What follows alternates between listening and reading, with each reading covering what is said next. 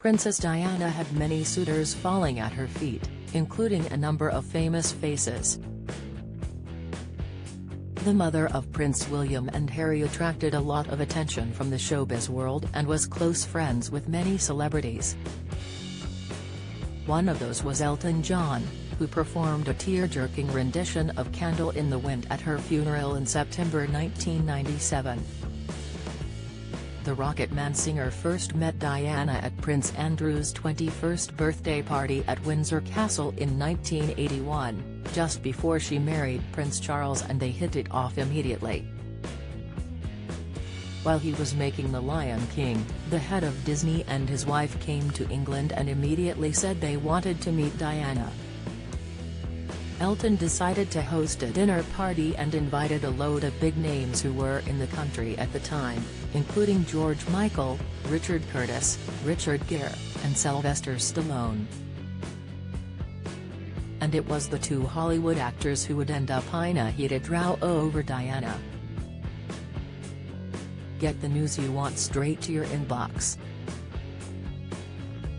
Sign up for a Mirror newsletter here.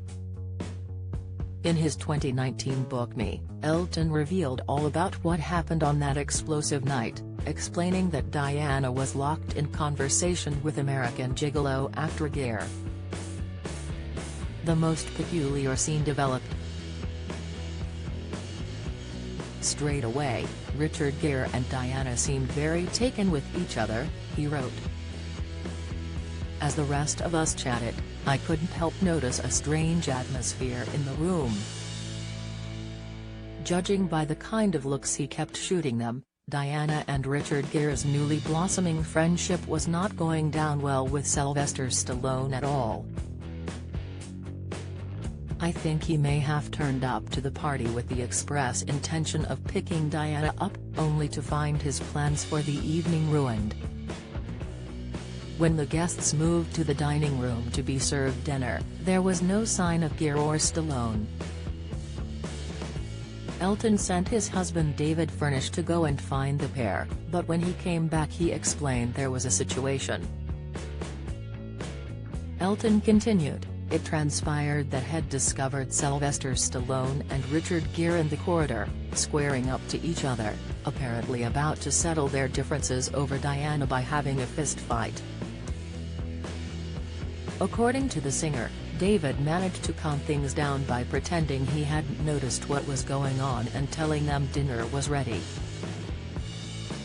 Apparently Stallone clearly still wasn't happy and stormed off home when Diana and Gere resumed their position together in front of the fire. Elton recalled, I never would have come, he snapped, as David and I showed him to the door, if I'd known Prince F and Charming was gonna be here. Then he added, if I'd wanted her, I would have taken her. But the commotion didn't ruffle Diana, who was still gazing raptly at Gere in the living room and had seemingly no idea about the commotion with Stallone.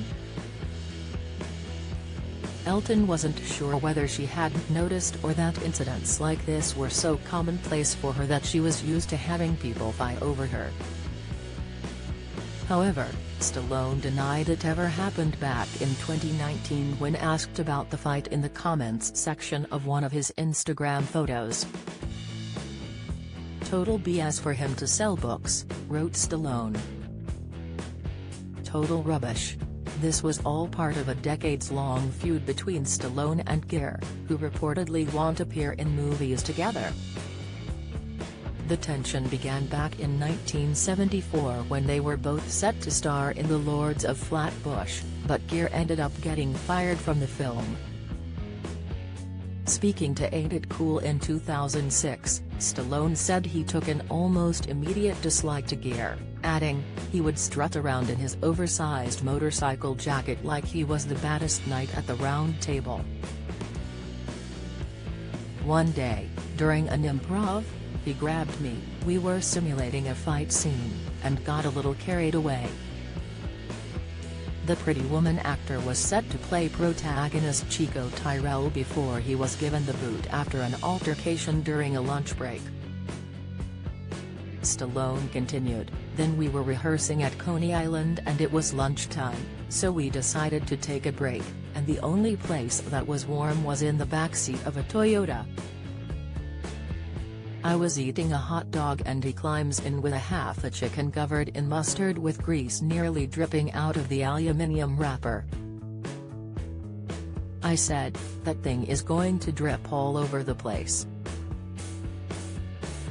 He said, "Don't worry about it." In the interview, Stallone claimed he told Gere, "If it gets on my pants you're gonna know about it." Gere is then said to have bitten into the chicken meal, and unfortunately the greasy mustard sauce landed straight on Stallone's thigh. Stallone said, "I elbowed him in the side of the head and basically pushed him out of the car." The director had to make a choice, one of us had to go, one of us had to stay. Richard was given his walking papers and to this day seriously dislikes me.